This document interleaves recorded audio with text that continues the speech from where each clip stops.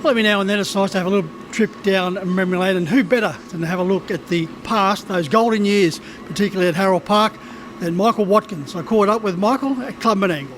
Well, Michael, before we start chatting about your wonderful career and all those wonderful memories, particularly of Harold Park and all those provincial circuits that used to be in play, let's get the important question out of the way first.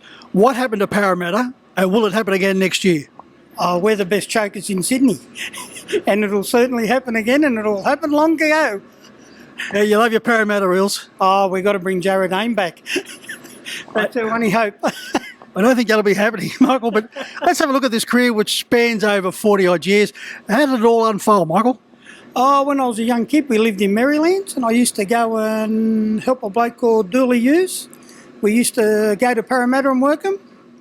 In them days, there was people at Maryland like Eddie Sims and all that were trained there, and used to go to Granville and work them and that when I was a young kid.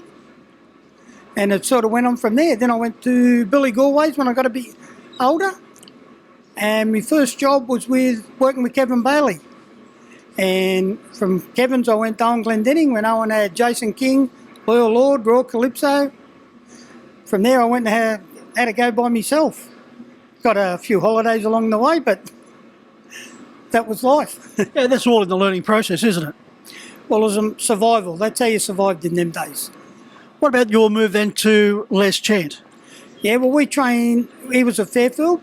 He moved from Harold Park to Kemps Creek, and I was at Fairfield, and we worked horses together. Then we teamed up at Bankstown, working horses together for 5 or 6 years. Yeah, working at both those tracks, Fairfield and Bankstown, they were marvellous circuits, and all the big names were there. It was like you go back to Fairfield, like Peter Morris and Colin Watts. There was horses everywhere there. Blast from the Past, Greg Salakis, really top trainer. Then you go to Bankstown, there was J.E., Chrissy Ardney. You could just go on and on. Yeah, I think in those times too, Paul Fitzpatrick may have been there. Paul was there. Mark Purden used to come in them days. Barry Purden, Vinnie Knight. And they were great times there, you know what I mean? David Aiken. Yeah, of course, those names, you just mentioned Vinnie Knight. Of course, there was one night there, the Australian Pacing Championship was conducted at Bankstown, and they had to close the gates. Yeah, there was a couple of times actually when Christian Cullen was there too, when he won the Tour. But I'm back on the committee there. We'll have to get back racing shortly, so... Yeah, you spent 4 or 5 years on the committee, and you had a spell, and you're back there now. And looking forward to bigger and brighter things at Bankstown? Oh, certainly are. We can't wait to get back there. You know, we just need somewhere for the lower grade horses to go to. You know, we all can't race at Menangle. We all can't have the better horses, unfortunately. We need to look after the bottom 30% of the horses. In that regard, Michael, leads into the next question. Of course, back in those days, we're talking about these golden days and having a bit of a trip down memory lane. The likes of Hawkesbury, Richmond, Gosford, Wellington, there were so many tracks, and this suited those type of horses you're talking about, where you started cutting your teeth as a trainer and driver. Oh, you could survive in them days just going to them places. You didn't need to have the best horses to survive, because there was so many options where you could go to. And it was, you know, there was, you could make a quid anywhere. And especially if you had one that could jump away. Stand and start days were different now to mobile racing all the time. Do you miss those standing starts? I think we need them back again. Whether they could get them away again would be interesting. That's the skill. Well, you taught them to do that. Now there's no need to teach them to do that. Who was the biggest influence on your career? Kevin Bailey was really good. He was just a Mr. Perfectionist, whatever he done. Owen was a different side of bloke. He trained all Ingham's horses nearly in them days. And when I got with Les Chan, he was really something different. He taught me a complete different way.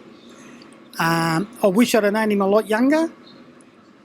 He was just so good to teach you how to drive. Never go off at you. You talk about things, but he'd wait a few days if you thought you slaughtered one. But he said occasionally you had to slaughter one to go better. It must have been very tough for a youngster kept breaking into the harness racing business when you're up against so many hard heads and so many great names in harness racing. It was very hard. Like, you take old Purse and all them Purse all. It was just a different game then. No quarter given, no inches given them days, running rails. It's a lot different racing now completely. Well, going back to those days, and you're down to your last $20, and you look around the dressing room and you see all these great names, who would you throw your silks to make sure you got your $20 and interest? I would say probably Greg Salakis.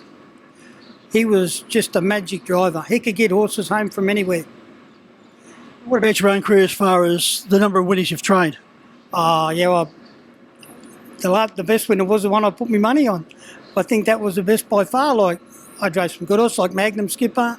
If I can even go back, Gil Buckley works here. I drove winners at him for Harold Park. Won 7 in a row on a horse course, the Express Ride once at Harold Park. I've just been lucky, you know what I mean, and blessed to be in it. Michael, when I speak to, and take this with the affection, the old timers, when you ask them about their stats, they didn't worry about stats. It was all about the bottom dollar. Well, that's exactly right. Stats mean nothing because you might have a team of horses who can't win. And if they can't win, you've got no hope, have you? No, that's for sure. As far as today is concerned, Michael, the difference in appearances, and I'm going back to Kevin Newman, Laurie Moles, Kevin Robinson, all immaculate with suits, ties. Even in between races, they changed, but straight back into their suits. It was unbelievable. When I worked for them, we had to wear a tie to the races, even just strapping horses. You know, no, like these days where we just turn up in shorts and all that, it was different altogether. Presentation was different. I always like owners who put a bit of thought into the naming of their horses. For a while there, you owned and trained a horse called 48 Henson. Yeah, well, actually, 48 Henson is where we lived in Marylands, and he belonged to my brother, and that's how he got his name. When we sold the place in Marylands, and he bought that horse, and that's how he called him 48 Henson. Going back to those old tracks, Michael, which was your favourite one? Oh, I used to love Richmond. If you had one that could jump away, you know, they were very hard to beat. I used to like there in Gosford. Head to the lead and home you go. And it wasn't a matter of winning by record-breaking times or big margins. The nose margin was good enough. Slower the better. All you had to do was win. Michael, you're here today with a horse called It's All About Me. Now, your daughter Jessica is owner of this particular runner. She didn't name it after you, did she? She named it after herself, actually. Yes, she's really into it. She's doing social media for Bankstown, and she's been to uni and done all that, and she really loves it. She's probably actually the one that kept me in it. You're just poking around with one horse every now and then? Yeah, one or two. That's about it these days. You still like the social side of it? Oh, I love the social side of it, but it's nothing like the social side of the old days. Well, Mike, it's great to see you here and having a bit of a trip down memory lane, and good luck with your beloved Eels next season. Thank you.